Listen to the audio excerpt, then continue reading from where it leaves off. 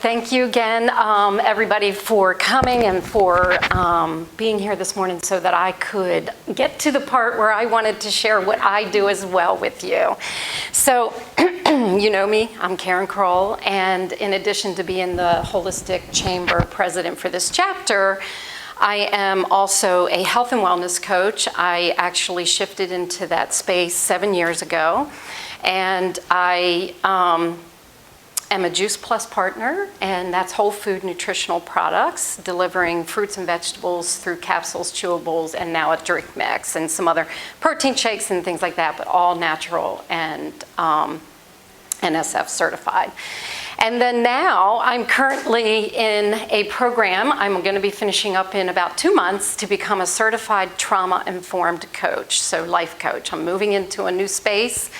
And I am helping parents who have found themselves in a new challenge. They are now trying to redefine their role as parents and usually it's due to empty nest transitions. And then there's also estranged parents, so parents who have estranged relationships with adult children. And my coaching practice is called Life After Parenting, guiding parents to heal, rediscover purpose, and thrive in their next chapter. And make sure that changed over. And so the question that comes up for parents who find themselves sort of in this transition is, who am I now? Now that I'm not, parenting doesn't look like it always looked. And they can really struggle with this, but the reason why there's two groups, and you would think that they are not necessarily have anything in common, but they really do. So there's the empty nest parent, as I said, and then there's the estranged parent, just to keep it short, the one that is all of a sudden cut off from a relationship with their child. And they do have shared commonalities, and I'm going to get to that. And so the empty nest parent, they're the ones that we're going to assume they've successfully launched their kids into the world. The kids have flown the nest, as I like to say. And all of a sudden, their house is quieter. There was hustle and bustle and activity going on, and now it's very quiet. And that quietness can really be unsettling for them because they're not used to it. It's been 18 plus years that they've had a quiet house. And so it kind of highlights where they're at, and it brings that awareness to them. And they also, their daily purpose is unclear to them. They don't really know what their purpose is outside of being a parent because they've spent 18 plus years pouring into their children.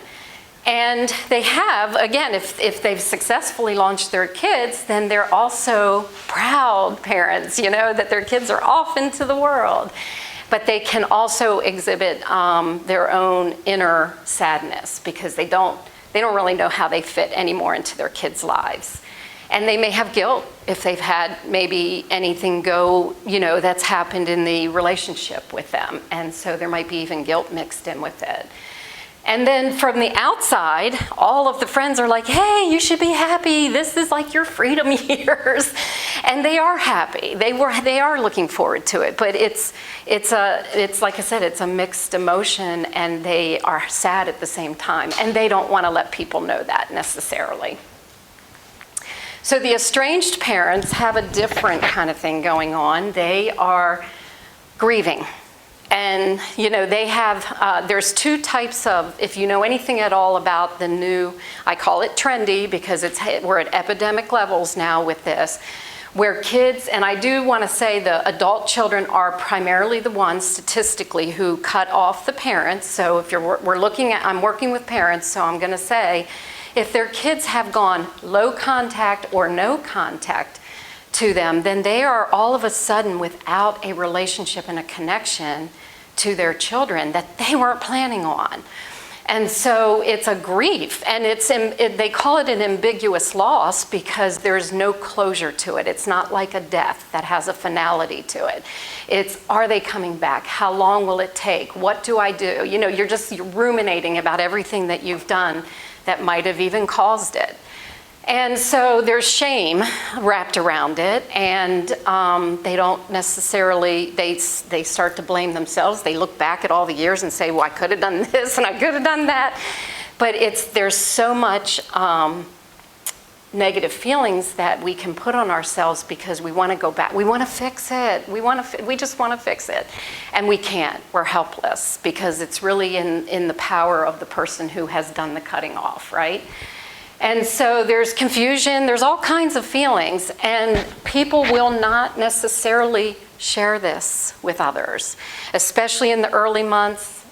Maybe even the first year, they're keeping it to themselves. They're not even telling their closest friends or their, church friends or their parents or, they're not talking about it. So they're afraid because they feel like people will judge them as if they have failed in their parenting role. And so with that, I just want you to know that, those people are silently suffering. And eventually, as they start moving through the healing process, it gets easier to talk about. And then when you do start talking, you're amazed at how many people are going through this. And actually the statistics now is up to 27. It was 25, it's climbing. It's up to 27% of U.S. Families are affected by estrangement. So not necessarily parent-child, but parent-child is in there. And like I said, it's growing, sadly. So the shared pain points are that there's loss of identity. They don't know what their role is as a parent anymore. How do they navigate this? They want to give freedom. They want to, they want their adult children to feel like they're mature and grown up and they can go out into the world. And so there's a whole identity thing around who am I now? And then they feel strong on the outside, but they're empty on the inside. And that's part of what we were talking about, how people just don't really want to reveal how they're feeling. And if they have a relationship with God and they have a faith, then that faith might also get shaken in the process. Might make you question, what's going on, God, And they're wondering if their best years are behind them. So this work is personal for me. I have lived through all of it, really. I'm a baby boomer. When I was growing up, you had the dysfunctional family. That's what they called it, right? I don't even think they refer to it that way anymore. But I did have the estranged relationships off and on with my mother. I have a brother and a nephew I hadn't spoken to in 30 years. This year, we finally have started our healing process, so that's very good. There is hope. And then 10 years ago, I had a house full of kids. I had a blended marriage. I had 3 adult children who were launching into the world. Within 6 months, my house went quiet. And I went through all this. I even had my own career going on, but I felt like, I don't know who I am anymore. I don't know what my purpose is, and I'm just sad. And my husband, he didn't really exhibit as much pain as I did, so I think it does fall to moms a lot. But the other thing is, current day, is I have a 29-year-old son, and he went no contact on me 4.5 years ago. Still don't have resolution on it, don't know where it's going to end up, but I had to find my way through this. I had to find healing and joy and peace again. And I have. And so that's the hope that I want to offer out to people, is that it's there. And it's why I decided I wanted to move into this space as an empty nest and estrangement coach. I want parents to feel like they have permission to grieve, whether you're on this end of the spectrum and it's low or this end and it's high.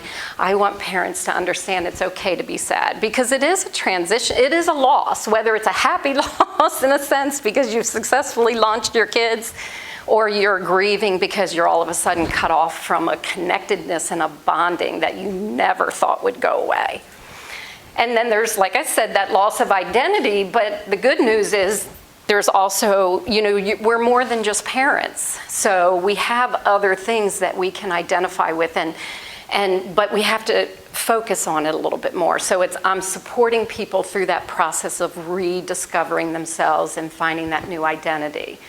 And then helping them to understand that pain, healing, and joy can coexist. They're not mutually exclusive, and you can be back and forth in it. So it's okay, it's part of the process.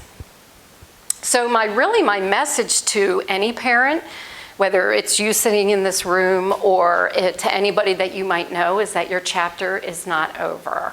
We're able to look at that our purpose does not depend on our child's choices, and that we can reclaim the parts of us that we put on hold in order to pour into our children for all those years.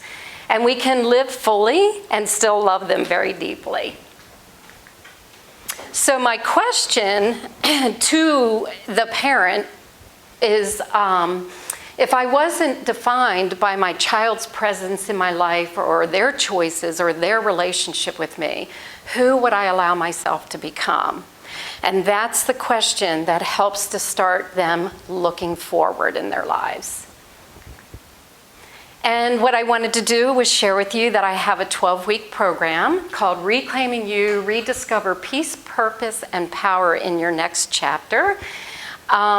This really is directed towards helping parents to emotionally ground themselves in the process of going through the healing process. And so they emotionally ground themselves, they get more clarity. I support them. So because what's going to happen usually as they're going through this healing process is they're looking back at their life and they have their own traumas they've brought to their table. And they have to either revisit them or understand them in order to change them or move forward. And so that process is, we don't want to damage anybody. We don't want them to be re-traumatized. So I provide that safe environment for them to be able to shift through that.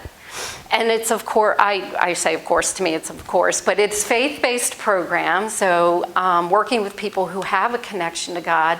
Maybe they need a deeper one. Maybe they need to be reconnected because maybe they're blaming God a little bit for some of this. And so I want to help them get reconnected and just gently remind them that God has a purpose for them. And, through this program, they will discover their new identity and their purpose, and also how to focus on going forward. So what can you do to help me? Tell people about me. I do, like I said, I've got this program. It's one-on-one. I'm also considering doing a group support program. I don't have that all worked out, but it's on the horizon, I think. And so I'm just really wanting to talk to people to see what they need. And so just even if somebody wouldn't really be ready to work with me, I'd like to talk to them just to see what is it that they're looking for so that I can help meet that need. And you have my information. It's in the member directory. So thank you.